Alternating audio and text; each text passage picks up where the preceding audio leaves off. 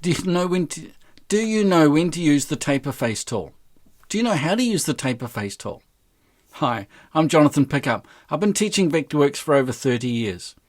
The taper face tool is really incredible. I remember before it came out, we'd have to go to a lot of trouble to taper the face of an object. Now, it's so much easier. The taper face tool makes this really easy. The first mode, the tangent faces mode, you select the reference face first. So this is my reference. Then I can select a face of my cylinder, and then I can taper the entire thing based on that. So I can choose an angle, -3 degrees, and it tapers my entire circle. That mode works really well with things like this as well. This is my extruded rounded rectangle. So I can select that, select a face, and I can offset this as well, -3 degrees again. And I'm using my numeric keypad to type in the angles and hit the Enter key to activate that tool. Let's go back to this one. So remember, the first click is highlighting the reference plane.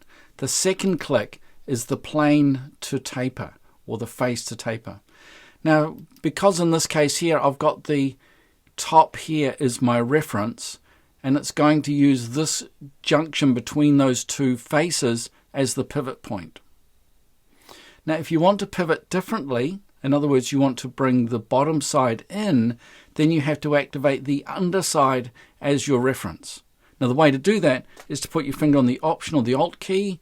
You can see there it's highlighting the face behind. Now I can grab this face and I can taper it across, gain 3 degrees, and I've tapered it from this point down the bottom. So this is a really important concept in the taper face, that you've got a reference face and you've got a tapering face, and where they touch is the pivot point. So where would you use this? Let's design a new building. Here it is here. This is actually a building from my 3D modeling manual. And if you want to see how I do it there, you can have a look. So what I'm going to do is I want to taper the face of this back. So I want to have this back about 10 degrees.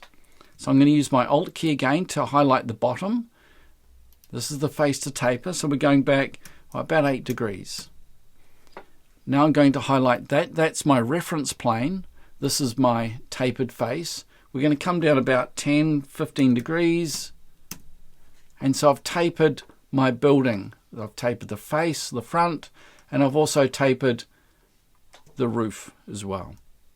So it's really important that you remember to keep those concepts in your mind, where the pivot point of your plane is. So if I select that as my reference, it's going to pivot by the bottom. If I select at the top, click there, it's going to pivot at the top. So these are really important concepts to get your head around. Now there's lots of things you can do. I've got a bath down here. So let's select the bath. We're going to zoom in. What if I want to taper this? So let's select my taper face tool. This is my reference plane. Click. So one of the tricks I use is once I start tapering, I look at the angle. This should actually be -20 degrees. This is my reference. This is my face. -8 degrees. This face here. Now you might notice I've got trouble selecting this one. So this one, -15 degrees. That'll do fine. And this one over here, select the reference. Select that face. And that's -8 degrees again. So that gives me my setting out for my bath. And now I can use other tools in VectorWorks like the shell solid, or I could use the fillet tool and I could fillet the edges and have fun doing that sort of stuff. Let's do that. We're going to make everything 6 inches, 150 millimeters, and I can just start selecting all the faces that I want to, or all the edges I should say, that I want to radius. And there's one more I want to get to. Oh yeah, that one and that one. And then enter. And there I've radiused my bath. And now it doesn't look so much like a tapered extrude. You can see it looks more like a bath. So as with a lot of VectorWorks tools, you don't just use the tool on its own. You use the tool in combination with other things to get the result you want.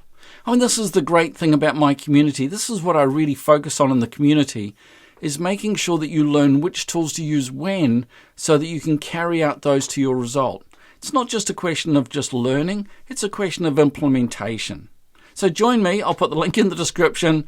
Come and join my community. Catch you later.